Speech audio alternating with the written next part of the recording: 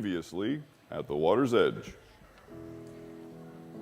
I feel my heart is full when I'm here, and I feel I take it with me.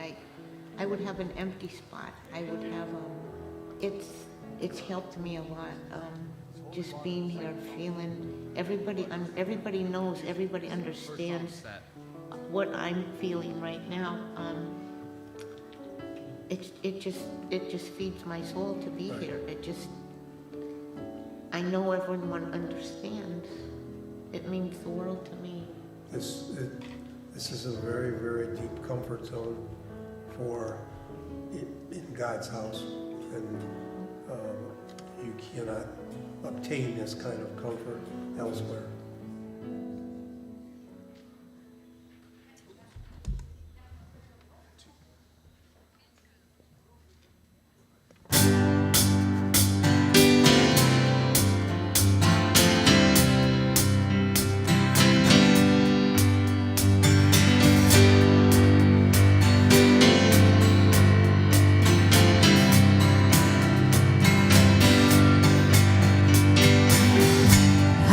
Walking the wayside, lost on a lonely road. I was chasing the highlight, trying to satisfy my soul. All the lies I believed in left me crying like the rain. Then I saw lightning from heaven, and I've never been the same. I'm gonna climb a mountain, I'm gonna shout about it. I am a child of love. I found a world of freedom, I found a friend in Jesus. I am a child of love.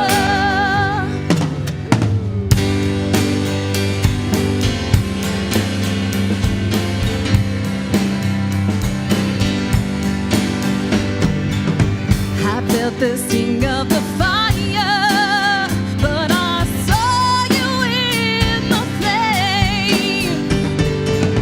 Just when I thought it was over, you broke me out of the grave.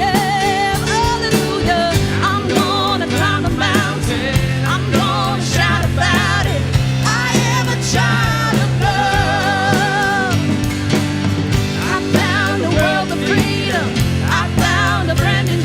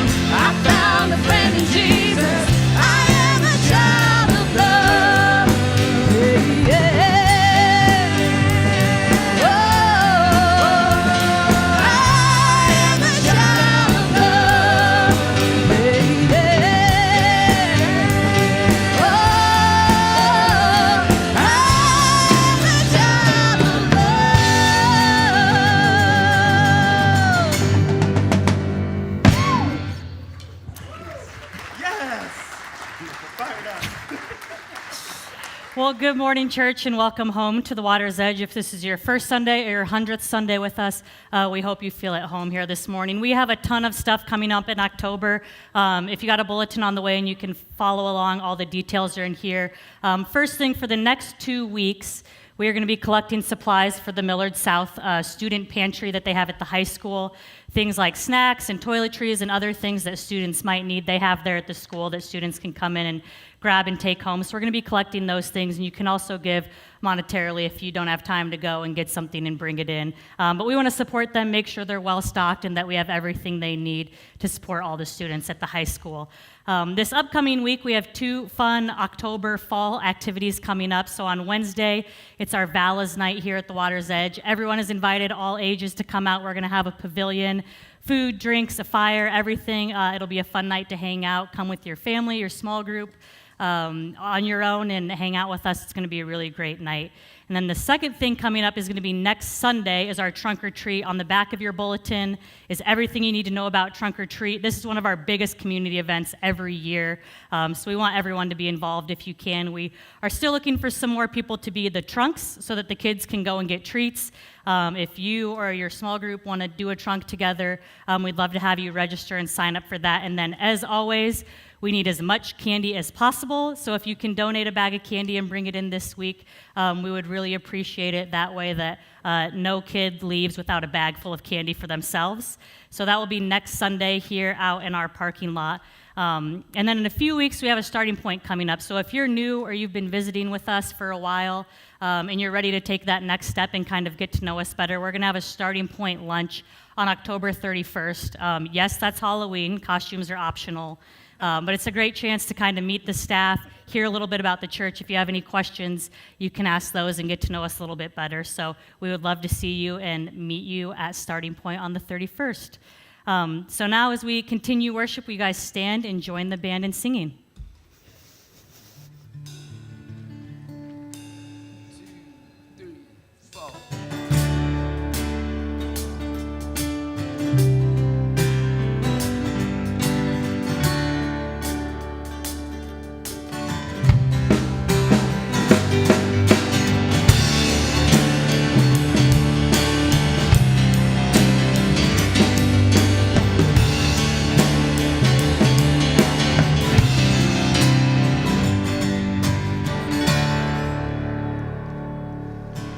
God, I'm on my knees again.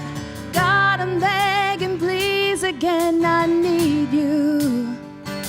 Oh, I need you. Walking down these desert roads, water for my thirsty soul. I need you.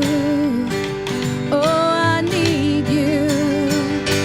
Your forgiveness is like sweet, sweet honey on my lips. It's like the sound of a symphony to my ears. It's like holy water on my skin.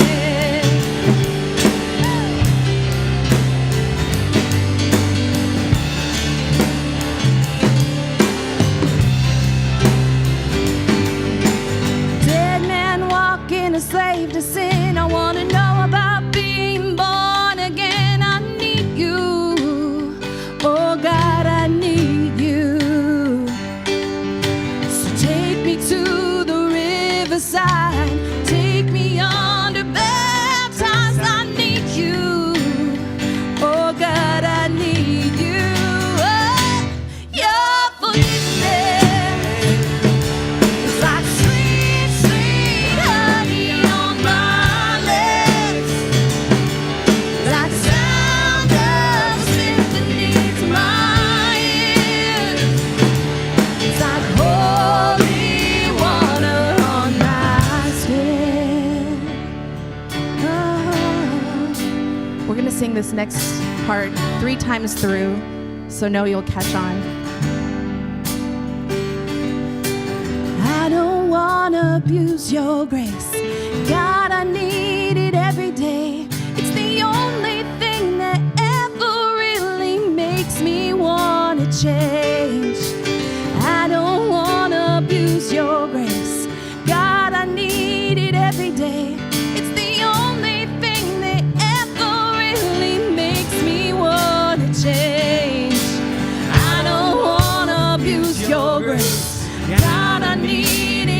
day.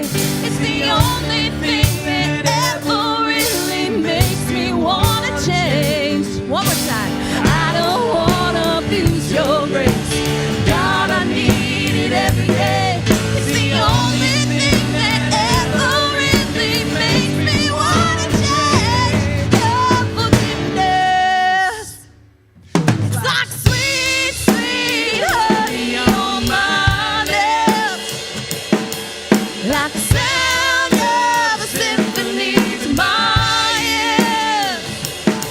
It's like holy water.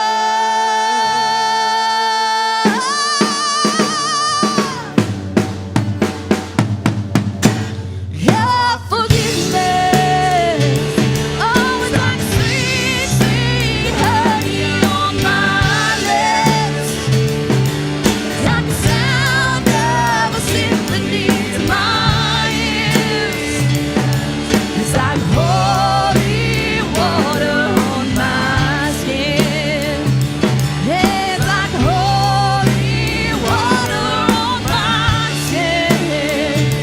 It's like holy water.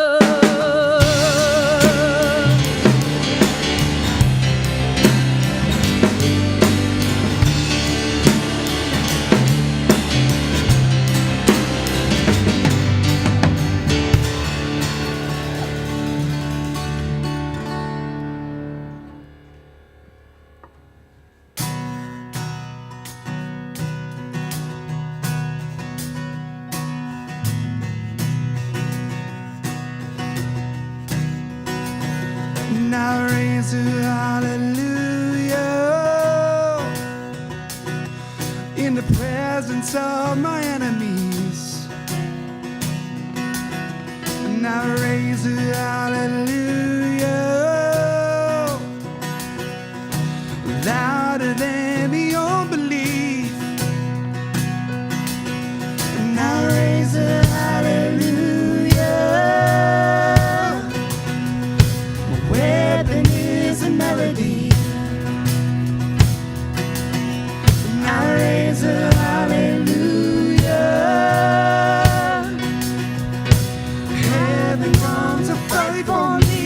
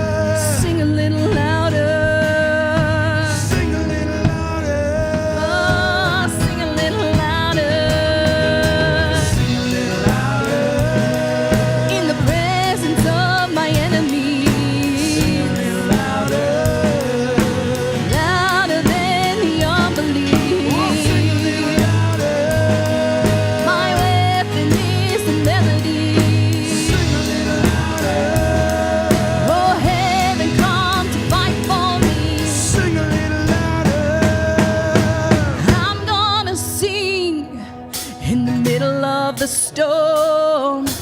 Louder and louder, you're gonna hear my praises roar. Up from the ashes, hope will arise. Death is defeated, the King is alive. I'm gonna sing in the middle of the storm. Louder and louder, you're gonna hear my praises roar. From the ashes, hope will arise. Death is defeated, the King is alive.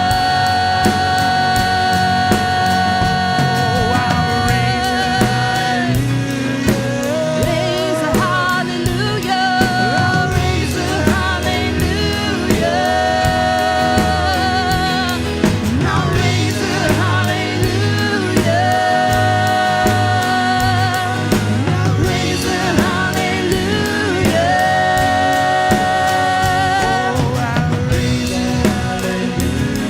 In the presence of my enemies. Louder than the unbelief. My weapon is a melody. Raising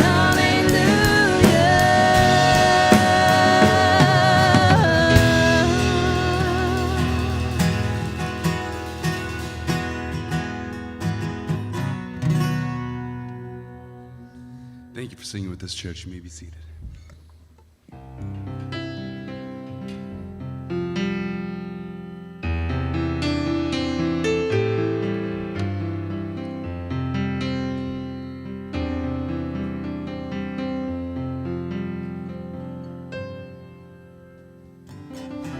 Come and listen. Come to the water's edge, all you know and fear the Lord. Come and listen. Come to the water's edge, all you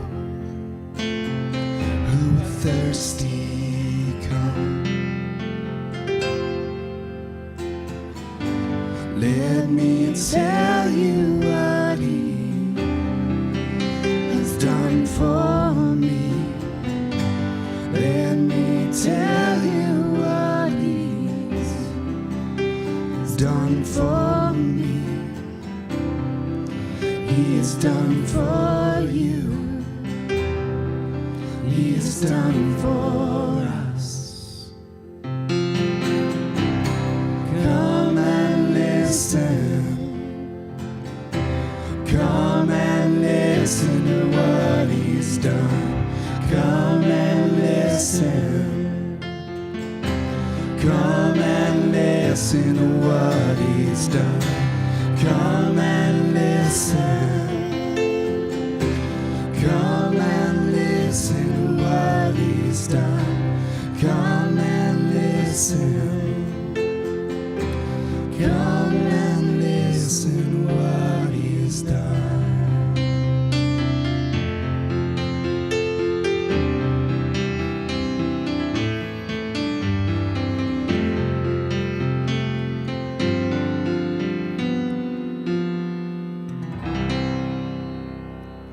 Today's scripture reading comes from Mark chapter 4, verses 1 through 8. Again, Jesus began to teach by the lake. The crowd that gathered around him was so large that he got into a boat and sat it out on the lake, while all the people were along the shore at the water's edge. He taught them many things by parables, and in his teaching said, "Listen, a farmer went out to sow his seed. As he was scattering the seed, some fell along the path, and the birds came and ate it up. Some fell in rocky places where it did not have much soil. It sprang up quickly because the soil was shallow. But when the sun came up, the plants were scorched, and they withered because they had no root.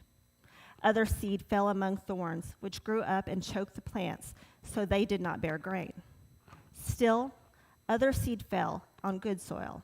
It came up, grew, and produced a crop, sometimes multiplying 30, some 60, some 100 times.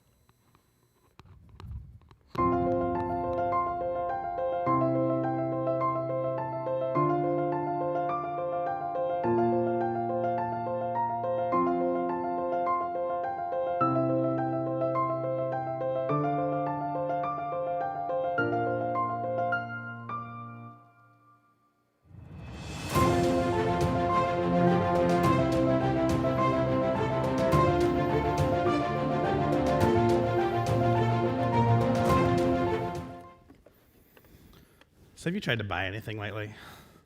So you go to like the Furniture Mart and you try to buy a couch, and they say, well, yeah, we can get that for you like next May on the 3rd. And then you say, well, is that the afternoon or the morning? And it says May 3rd. Why does it matter? And it's like, well, the plumber's coming in the morning. So we live in a scarcity world. Like, things are shelved. I mean, the main thing on Twitter on Friday, number one trend worldwide was, about the empty shelves. And scarcity is like the narrative right now, but it's not God's narrative. It never has been. It never will be. God's narrative is abundance. A few weeks ago, I talked about when I was a youth minister. I said the lessons to the kids were like, you delay gratification. You put off some gratification now for like huge blessings later. One of them was you put Jesus first, and everything flows through that. I think in the context I was talking a few weeks ago was choose your friends wisely. Have that authentic, life-giving community. Really, as I think about raising Benjamin and David, those were the primary lessons, and I think the fourth primary lesson is don't choose scarcity in life. Just don't do it. Choose abundance. The world says scarcity. God never says scarcity. God says abundance. The people of Israel were like, we don't have any food out here. And every morning, God provided them manna, the bread from heaven. Like, God's not a God of scarcity. God is a God of abundance. The world tries to teach us scarcity. Many of us have believed that lie, but God is a God of abundance. Now, as far as I was thinking, like with Benjamin and David, the reasons I would try to teach them abundance and not scarcity, it determines like the way we see God. It determines the way we see people. It determines the way we see the world. It determines the way we see ourselves. So like, let's just say that we have a view of scarcity and we take that into our relationship with God, and it could be like, okay, I've messed up a few times, and God has forgiven me, but I did it again. And because I have a scarcity worldview, my forgiveness has run out. Where there's one day when God had Paul write down the letter to the Romans, as your sin increases, my grace increases even more. That's not something that a God of scarcity would say. That's something a God of abundance says. It determines like how you see other people. Like, I remember I was talking to a guy a few years ago, and his girlfriend had just broke up with him, and he came out of the office and devastated, heartbroken. And I remember he looked at me and he says, there's never going to be anybody else. Now, the pastoral side of me didn't say what I was thinking. I was very kind and I listened. But what I was thinking to myself is, so you're trying to tell me that, like, of all the other 3.7 billion women in the world, that not one of them might be, like, partially compatible with you? I didn't say that, and he doesn't listen to my sermons, so it's all right. But that's scarcity. Like, scarcity says, like, it's one and done. Done. D-O-N-E, done. Abundance says, like, there's more. It determines how you see the world around you. Like, we do this one all the time. Like, the thing that's going to lead to scarcity about as fast as anything else in the world is comparison. So my neighbor a few houses down recently got a Tesla. One of those little fast electric cars, this beautiful little car. I'm still driving my 2009 Volvo. So all of a sudden, right, that can take me to a place of scarcity when actually my car is fine. It's a fun little car. It gets me where I need to go. It runs pretty well. So scarcity says my car is not as nice as his. Abundance says, I am blessed. Like, of all the people in the world, I get to drive this little car that gets me where I need to go. It gets me there safely. So yeah. And then it really determines how you see yourself as well. It does. So scarcity says, I'm not good enough. Scarcity says, I can never make a huge difference. Abundance, it doesn't go there. Abundance says, you're more than enough.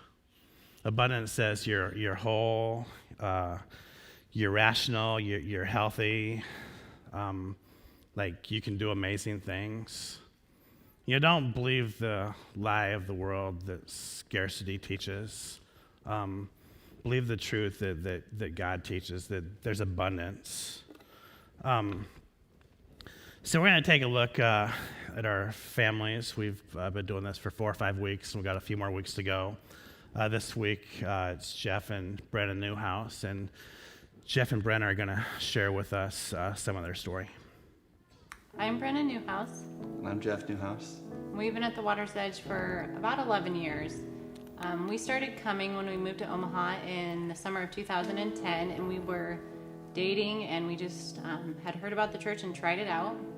We got engaged shortly after and married that next summer, actually by Pastor Craig. Our wedding was in my hometown of Hastings, but he came out and married us there. And then we joined a small group when we were engaged, and as they're called small groups, then we wanted to kind of get to know people in the church, and that was one way we knew we could meet other people. And in the last 11 years, we've always been involved in house churches, and we have had 3 kids since then, and Craig has baptized them all too. When we come in, we always would know somebody. When we first started coming, it was small enough that it was pretty easy to know if you were a new visitor for sure, just because you knew everybody else's faces. And now there's always someone to talk to. There's always someone that we can talk Husker sports with and relent in our losses together. So the sense of community that we have, where we have great conversations beforehand, afterwards. We have friendships that last throughout the week, not just on Sundays. We'll get texts and see people and hang out with people that really help make us feel like we're home. Yeah, I remember when I went to Hastings to do their wedding. I'd never been to Hastings before, and so I stayed at like one of the little hotels on the edge of town there, and it was in this really beautiful church in downtown Hastings, and so I wore my robe. It just seemed like the most appropriate thing to wear. Plus, it covers up a lot of sins as well that suits don't cover up. So I was traveling down the elevator. I had my robe with me, and there was 2 golfers, and then there was like 2 random women, and one of the golfers said to me, he says, so what's that get-up you got going there? Are you a professor or something? And I said, yeah, or something. And he said, well, what's that thing for? And I said, well, I'm doing a wedding. And he says, you're like performing the wedding. And I said, yeah. He says, are you nervous? And I said, I'm not the one getting married.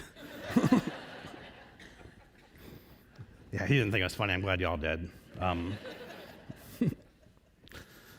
So we thought about, like, when we do all the video, I think last week I said, we were like 20 or 25 names on the board. And I think a lot of us on the staff just saw Jeff and Brenna as like living abundantly.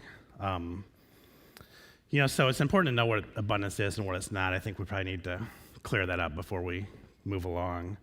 So abundance is not wealth. Now it could be, but it's not necessarily wealth, because I know a lot of wealthy people who aren't living abundantly. Abundance isn't health. Health can be part of abundance, but I know a lot of very healthy people who aren't living abundantly.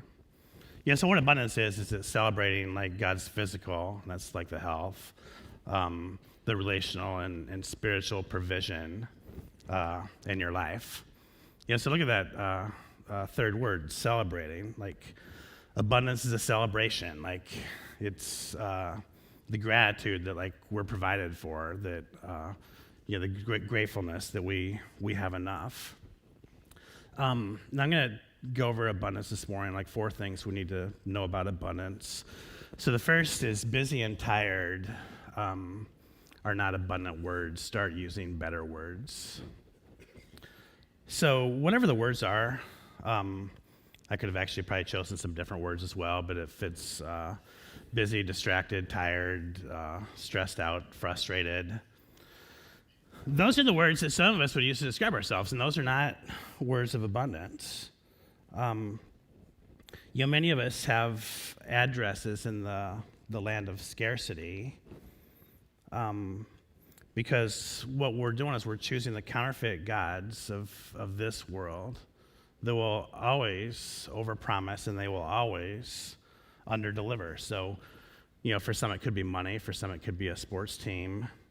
For some, you've actually elevated a person to take God's place in the world, and you've given way too many expectations on that person that this person can never fulfill. As hard as they try, as good as they are, when we elevate a person above God, it's always gonna break down. Like, the best way to love another person is to love God first, and then love the person next through that relationship with God. For some it might be self-esteem. I know some people that work really, really hard every day to put out a version of themselves that they want people to see. And the reason that many do that is because of self-esteem. Like, I want others to think highly of me. I want them to think I'm a somebody. I want them to know that I've arrived. So here's the advice of Jesus, and this is right in the middle of his Sermon on the Mount. He says, seek first the kingdom of God. Don't seek money first. Don't put your primary emphasis on the sports team. Don't worry about what others think about you. Don't do that. So put God first and his righteousness, and then after you do that, and then everything else, all things, will be given to you. So, like, let's just take money as an example. So if you put money first, you're never going to have enough. You'll never, ever have enough. You're never going to be satisfied. You're never going to sit down on the couch at night and say, I finally have enough. I can move on to something else. If you put that first, if that's your primary value in life, like, gaining more money, saving more, investing more, earning more, like, it's like, do any of you ever use the treadmill? Like, do you use the treadmill at all? I have one in my house. I don't use it, but I do have it. So if you've been on a treadmill, so what do you try to do? Like, the 2 goals would either, 3 goals. You could go faster. You could go at a steeper incline, or you could go longer. And some of you are going to try to do all 3. And that's basically like what chasing money will do. It will just wear you out, because there's never, ever going to be enough if that's your primary value in life. So let's look at what Jeff and Brenna think. I think for me, it's just, how can we live out what Christ wants for our lives and for each other's lives?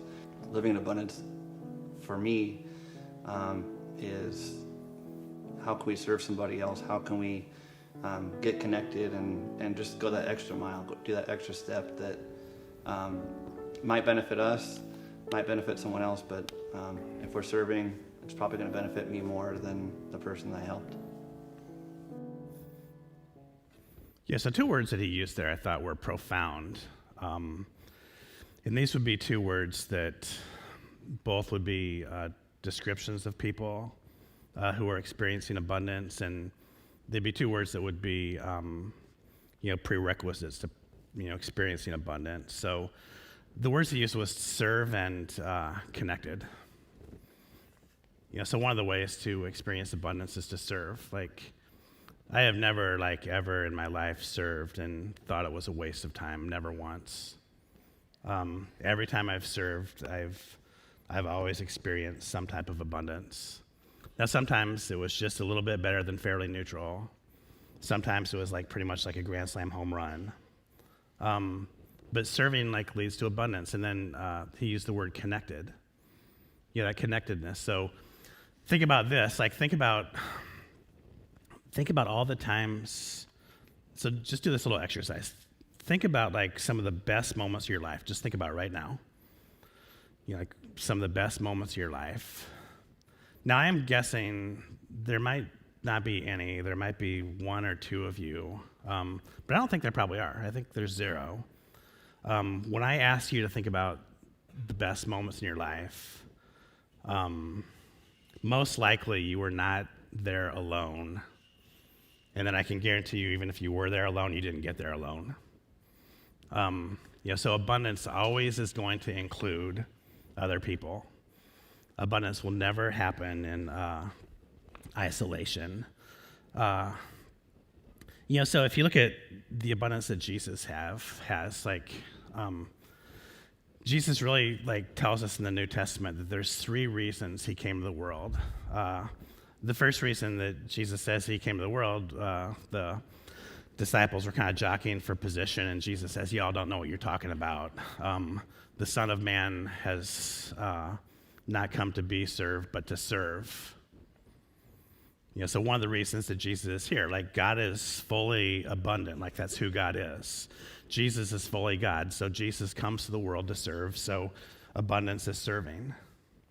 Jesus says, I have come, this is the second reason, I have come to seek and to save and to forgive sins. So forgiveness, forgiveness is abundance. One of the highest acts of love that you can give another person is forgiveness, and when you do that, you'll experience abundance. And then there's another time where Jesus says the Son of Man came to give his life, for the ransom of many. No greater love, he says, is the one who than the one who gives his life for his friends. So here's the deal with this: you won't experience the abundance of serving unless you serve. You just don't get it. You can hear stories of other people, you can get glimpses of it, but you don't get it. You won't experience the abundance of generosity unless you give. And you won't experience the abundance of forgiveness unless you forgive. So as I was driving up this morning, I was actually remembering our first Sunday here, and I was running a little behind schedule that morning too, like the other 158 mornings since then. But the parking lot was just totally full of people, and this place was full of people, and it's been full of people many times since, and it'll be full of people many times in the future. But I remember as I was driving up that morning, I was thinking about the people. So the first time guests would have come here, and it was actually the reason why we built this place was for them. And some of you actually probably came that first Sunday here for the first time. And, if you're still here, you were welcomed home, and we're all grateful for that. But I was thinking the people that, set up chairs and, tore down the stage and, wired up all the speakers and all that kind of stuff. I'm guessing that when they walked in here that Sunday morning that it was probably a little bit different for them than it was for everybody else. Because when you serve, you're then connected to the abundance of serving. Yeah, I'm guessing for the people that sat down at the kitchen table one night and they took a pencil and had a sheet of paper and they reworked their budget so that they could give a little bit more, to financially make this building happen.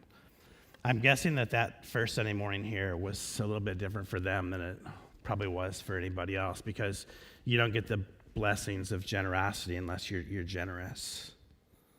So let's do this. If you were to write down 5 words that describe you, what would those 5 words be? Would it be like busy? Would it be tired? Would it be frustrated? Would it be angry? Would it be hopeful? Would it be forgiving, grateful, generous?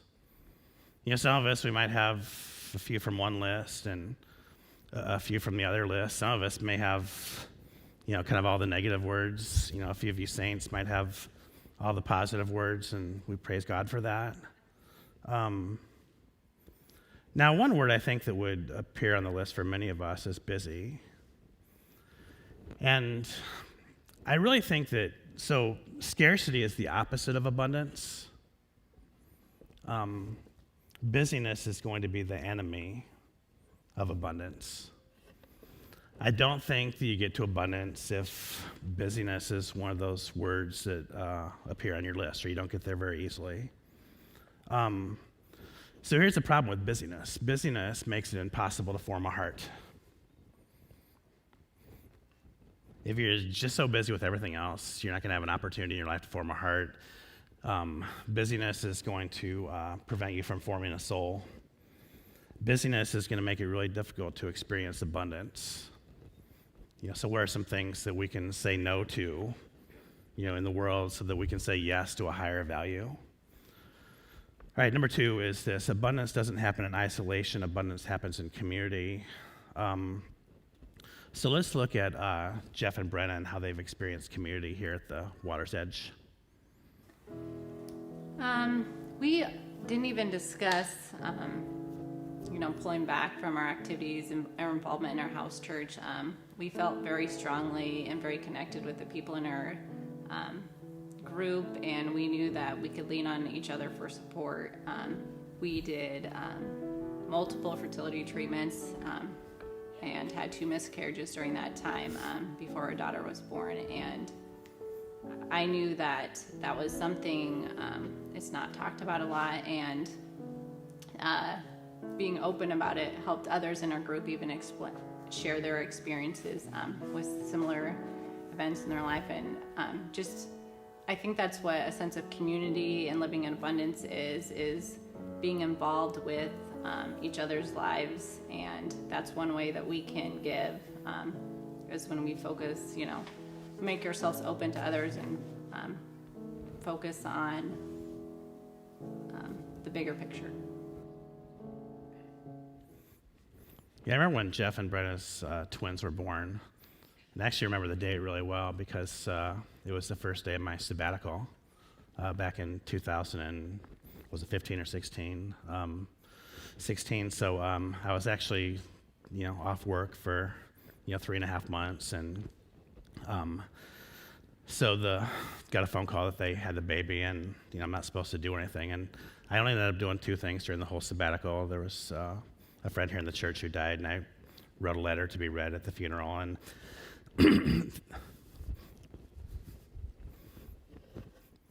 yes, I remember I went to the hospital. It just, I'm planning hostas at this point. I'm thinking, okay, I can put these hostas down. I'll go as a friend. And I went to the hospital and got to see these just 2 tiny babies. I mean, they couldn't have been more than a couple pounds each. And I just remember I prayed over the babies, and it was just this holy, beautiful, sacred moment. And if you've had a baby premature, you know what I'm talking about, right? So the babies are actually here today. They're sitting in the back right. You'd look at them and you'd think that they're totally, normal kids, and they are. And it's like an illustration and a manifestation of God's abundance that, when Michelle read that verse a little bit ago, you can plant this little seed and it will increase 10-fold or 100-fold or 1,000-fold, and we see that. I know that Jeff and Brenna are really good with the house church stuff, that they lead one, and even with all the stuff that they had going on, they didn't tell this story, I don't think, in the videos, but I remember took a meal over to someone else that was having a really tough time. Now, scarcity would say, we're busy. Scarcity would say we got our own kids. Scarcity would say we got our own job. Abundance says we're going to stop what we're doing because we have enough time. We're going to stop what we're doing because we have enough resources, and we're going to go deliver a meal to someone else. That's what abundance says. Yeah, I think of in the Bible, like this woman, Naomi, had more than enough reasons to practice scarcity for the rest of her life. There was so much death in her family, and one of her daughters-in-law, Ruth, who'd lost her husband, it was Naomi's son, she didn't practice scarcity, though. Ruth tried to take her there, but Naomi tried to take her there, but Ruth would have no part of it. And I love what Ruth says to Naomi, and this is about abundance. This is about community. She says, "Stop pushing me away, insisting that I stop follow you." Like, that's scarcity. Like, don't follow me. I'm pushing you away.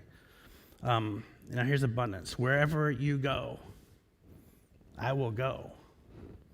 Wherever you live, I will live. Your people will be my people, and your God will be my God. There's great abundance that happens because of relationships. So, think about friends. So friends multiply the good in life. That's abundance. Friends also divide and share the pain. Now, I observe this as a pastor. I observe this as a parent, all the time. I've been to hundreds, if not thousands, of hospital rooms. And sometimes I'll go there and you'll just see all these people that are saying we're going to be with this person until this person's better. That's community, that's abundance. So getting through the tough times, but getting through the good times too. I remember when David's in high school now, and last year, he was on the reserve basketball team at Russell. It's basically the team that anybody could play on. And there's a kid on David's team. His name was Fred, and I think we were probably 6 or 7 games into a 8 or 9 game season. And Fred was this tall kid. He loved the sport. You could tell that everyone on the team loved Fred, but technically he just wasn't that good of a basketball player.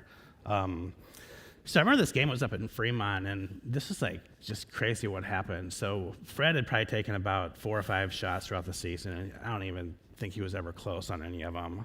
He's kind of a tall kid, he'd get the rebound and he'd just throw it up. And so then all of a sudden they get Fred the ball, and he just drains this jump shot from about 15 feet or so. And I'm what just happened here? Fred was just so excited. He made his first basket, and they were all giving him high fives. And then all of a sudden, Fred scored the next 6 points. He scored 8 points in his career. It was all during this one little 8-point run. And the teammates were what made this thing for me. It's they were hugging Fred, giving Fred high fives. So think about abundance. This is best in community, whether it's doing the good times or making it through the bad times. Now, the next one's going to be the toughest one, I think, for many of us. You can't create your own abundance. For your cup to overflow, you must receive. So does anyone in here, let's just take a poll, okay? Let's do this. So does anybody in here know anybody else that has trouble receiving help? Just raise your hand. Okay, so if you have trouble receiving help from other people, stop. Just cut that out. It doesn't mean you're weak. It doesn't mean, it just let people be generous to you. You're allowing them to experience abundance. You're experiencing abundance. I remember when we first started the church back in 2005, 2006, we had this idea that we were going to just give water bottles. They're about twice this size, but we're going to give water bottles to people at the Miller Days Parade. And we had our name put on there, the website, Russell Middle School, 10:30 on Sunday mornings or whatever. So, this day of the parade is 100. Have you ever been to the Miller Days Parade before? It's always on the hottest day of the year. I don't know how they schedule that, but, it's humid, and these people are just dying out there of thirst. And we have 6,000 bottles of cold water. And we're like, hey, do you want some water? No, I'm fine, thanks. If I don't have a heat stroke before the time I get home, I'll have some then. But no, I'm like, dude, just take the water. It's cold, it's wet, and it's free. And I was like, give them the water, and they drink the water. And so receiving then is an act of generosity, because what you're doing is you're providing the other party an opportunity to experience the grace of giving. So just let people love you, let people help you, let people support you. We're going to listen to Jeff and Brennan, how they've experienced this. I even think after the twins were born, they were born more than 10 weeks early, so they were in the NICU for 8-9 weeks. One of our first texts and phone calls was from Pastor Craig. And even I can remember I was hesitant. I was, released a few days later from the hospital. When we returned to church, I was kind of almost nervous about the people coming to talk to me about it because it was so overwhelming. We were not prepared at all, and their birth was kind of traumatic for me. But just the amount of people that cared for us during that time or sent cards. We had visitors at that time. The NICU allowed visitors, and so people came up and just to pray over our boys in the NICU.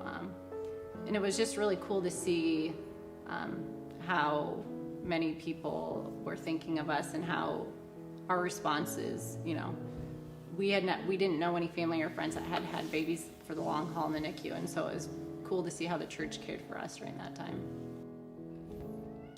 Yeah, so this is actually a spiritual issue, though. I said, okay, accept help from other people. And the reason why I would encourage you to do that is because this is a spiritual issue. Because your willingness to accept help from others is going to be like a high, almost direct correlation of your willingness to accept grace from God. Life, we think, is about earning, acquiring, but the best life, the abundant life, is really just about receiving.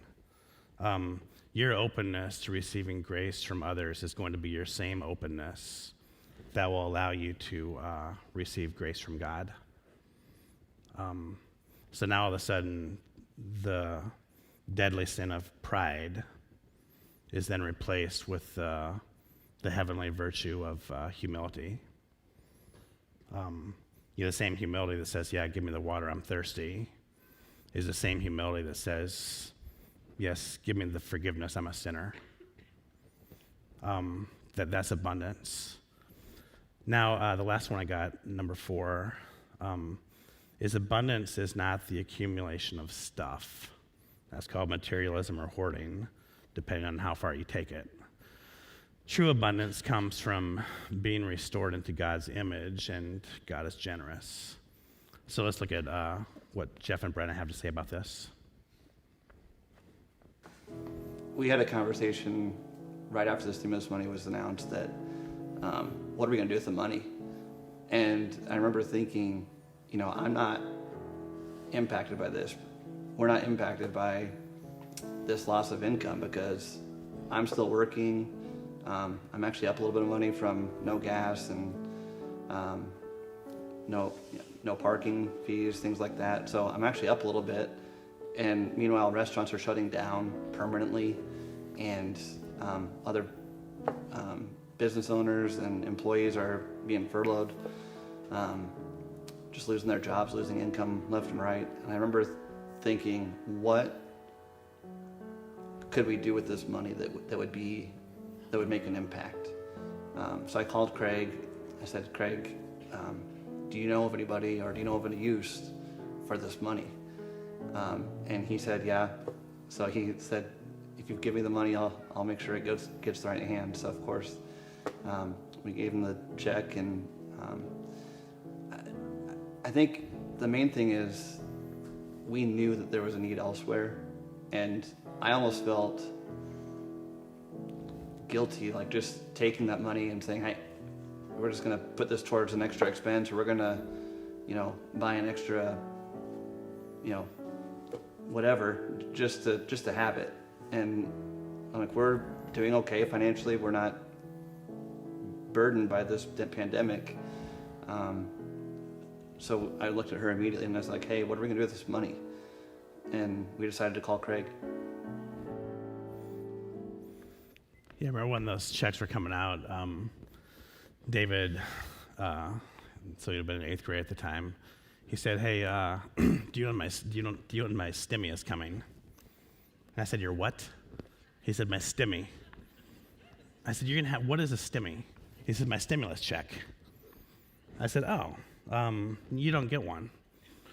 He says, no, like families that have kids, like they get a check because of the kid, and I figured that one was mine. And I, well, you figured wrong. And yeah, and it's like, I remember when I was at a Waffle House. I was coming up from Kansas City, and I had some work to do, so I stopped at the Waffle House in Platte City, and so I got my burger and hash browns, and I think the check was like $11.24 or something, and this woman there was just overworked. She was underpaid. So I had a $20 bill and a $50 bill and a credit card, and I just thought, and I was there for a couple hours, and she'd always refill my Diet Coke. So I gave her the $50, and she said, well, come back with a change. And I said, oh, don't worry about it. Thanks for serving me. And she's like, wow, like, are you rich? I said, nope, just blessed. And, you've had a hard go of it here, I know, and this is just my gift to you. And so Abundance there did like 2 amazing things. One, it had a big impact on her. But it had a bigger impact on me to like see the smile on her face and, the recognition for a job well done. I don't think she probably gets a ton of that there. Give freely and become more wealthy. Be stingy and lose everything. So generosity is part of abundance. The generous will prosper. Those who refresh others will be refreshed themselves. So the last few weeks I've been going around, I've been talking to some of our largest donors here at the Water's Edge. And I didn't say I went around and talked to like the 32 wealthiest people. I talked to 32 families who practice abundance. Abundance is what's causing us to expand to the West. As a pastor, I'd never want to say no to the community. As a pastor, I'd never want to say no to our kids.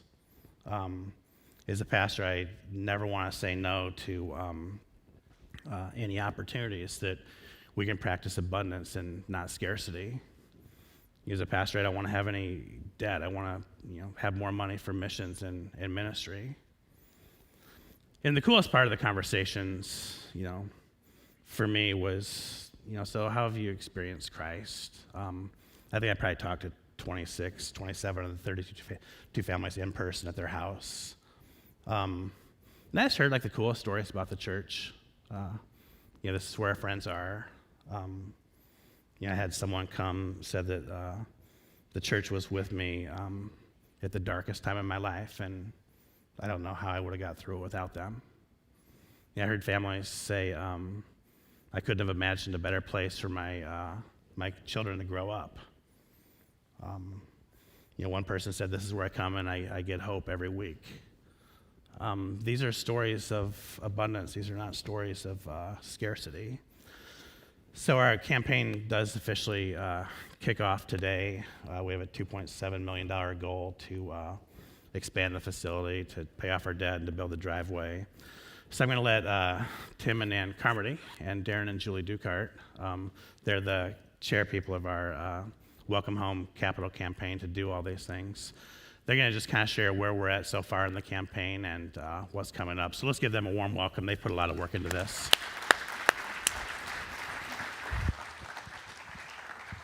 Good morning. We do have some exciting news to share, but first we wanted to just share a little bit of our family's story. As campaign chairpersons, we have seen firsthand the impact that the Water's Edge has had on our families, our friends, and our community. But most importantly, we would say the impact that it's had on our children. We are grateful for the experience that our children had here growing up. the friendships, the mentors, the opportunities that they had. And I know you've heard it said many times over the last month, but for the four of us and our children, we say that this truly is our home.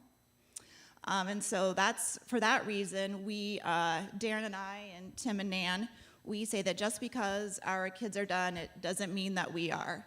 We are passionate about the opportunity that we have through this campaign to leave a legacy for the next generation.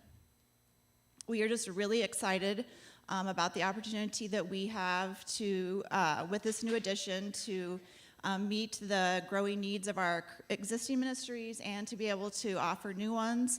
And we just cannot wait to see the lives that are changed because of it. Thanks, Julie. We agreed that we wouldn't let this get personal and cry about it, but it's going to happen. I want to share a few great words about what's going on right now. This is the fourth capital campaign, and it's the fourth in a row. It's also the largest. Craig mentioned that it's $2.7 million. That is the largest ask that we've ever presented to the congregation. A little bit of details about that. We've talked briefly about it before, but there are three main components to it. It's the building expansion, and I just want to be clear, the bounce house is not a replica of what we're building. It's a bounce house, okay? Just be clear about that. The second thing is debt reduction. We want to follow faithfully in making sure we're reducing that debt and eliminating it as quickly and efficiently as possible. And the third thing is a road extension that will take us to the west, and it's going to help us grow and continue to bring people in. As Craig mentioned, over the last several weeks, we've met with 32 families. He individually met with those families. Those were the lead givers. The stories that he shared with us about those experiences, the ones we shared with him about our personal experiences and why we chose to continue to give, were crazy. What we did with those families is we presented the information to them during meetings. We shared the information about the capital campaign, about the vision, about the dreams that we have for our church and for what is possible with these expansions, for the new services and the added services. And we asked them to prayerfully consider what they could commit above and beyond their regular giving to the church, above and beyond their regular giving to the budget. And what we heard back was a resounding yes. God is good, and how much abundance there is in this church and the people that attend here. We are a family. This is our home. And we're so thankful for those tremendous blessings for the families as a church family. We talk about the abundance, and Craig talked about it today a lot. And it's so clear to me why this is such a great place to be, why God has gathered us, why he allows us and blessed us individually and collectively so we can go out those doors and to bless other people, to help share with them a relationship with Christ, to bring in the broken and give them a place they can call home. We're extremely excited to announce what's been going on from that abundance. So of those 32 donors, all but I think 2 of those families this will be their 4th campaign in many cases. Think about that. And they've continued to give, and they're stepping up again, but there are also new families that are stepping up, and many are giving more. Those new families are leaning in because they believe in the legacy, they believe in the vision too. They're giving above their regular giving, like we mentioned. On average, each one of those families is giving over $42,000 over the 3-year period. Now remember, they're giving from what they're capable of doing. We're not saying that that's appropriate for everybody. What we're asking for each one of you to do as a family is to go home and pray about this, to think about it, to discuss the impact that this has on your family and on our community and what we can do for Christ. So we've talked a little bit. You saw a bit of a video. Who thinks we raised $300,000? Raise your hand. Nobody? Nobody. How about $500,000? I got a half a hand. Anybody else? 750? Remember, the campaign is 2.7 million. How about $1 million? Okay. You guys aren't into this, are you? Okay, here we go. We actually got commitments for, there's the drum roll, half of the goal, folks.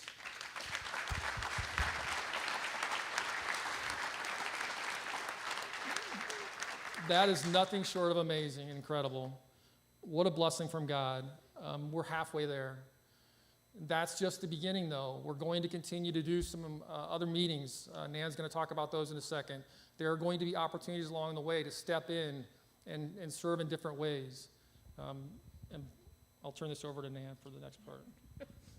So, as Tim said, we have 3 more opportunities to learn more about the goals and the benefits of the campaign. Sunday, October 24th, from 11:45 to 6, the October 24th at 11:45 a.m. and 6:30 p.m. Monday, October 25th at 7 p.m. Campaign books were also mailed out this last week. There will be food at these gatherings, and if you look in your bulletin on the bottom of the right-hand page, you can go out and register online for these celebration events, and we'd really love to see you there. Okay, so we planned the celebration before we started. So the Pancake Man is setting up outside while we wait. The one thing we know this is exciting, but we would like to announce the number in second service. So if you can contain that number to yourself, and after second service, you tell anyone you want. So thank you, and I believe, Michelle? Thank you, guys. As we leave today, our benediction comes from a prayer adapted by St. Patrick, and it's a great reminder of the abundance that we're given in Christ. We could get that slide up there. In each and every day, may we go into the world and may we recognize that Christ is with us, Christ is before us, Christ is behind us, and Christ is within us. Amen. You guys have a great time outside eating pancakes, and we'll see you soon at the water's edge.